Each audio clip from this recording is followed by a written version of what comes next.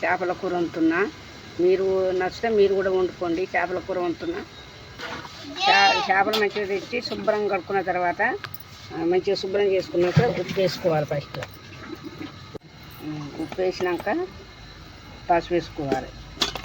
పసుపు వేసినాక తగినంత కారం వేసుకోవాలి. మట్టి పాత్రల చేపల పులుసు వండుతున్నా.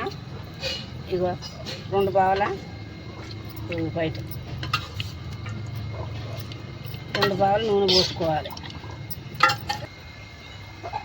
ఉల్లిగడ్డలు వేస్తున్నా.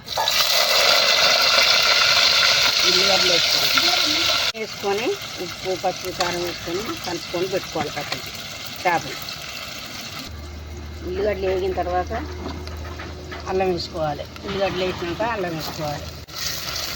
మట్టి పక్క కింద కలుపుకోవాలి.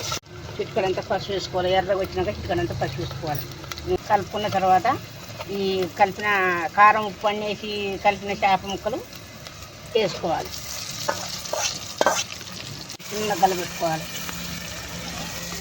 ఇట్లా ఎక్కువ కలబెడితే చిక్కుతాయి. చిన్నగా నిదానంగా ఇట్లా కలబెట్టుకోవాలి.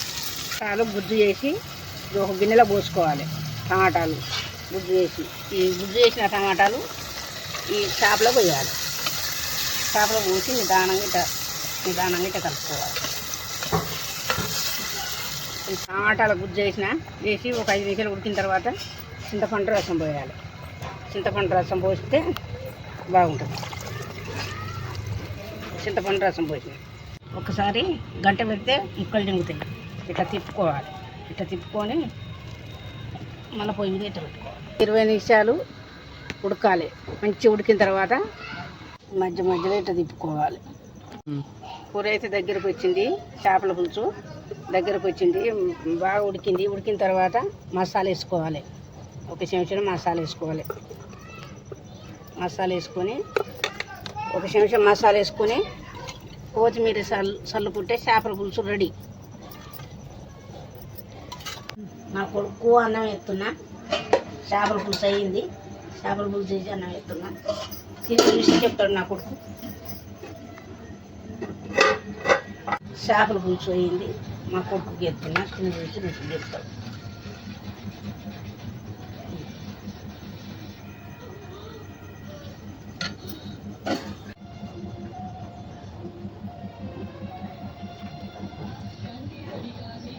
కూర మా కొడుకు బాగా నచ్చింది. మీరు లైక్ చేయండి.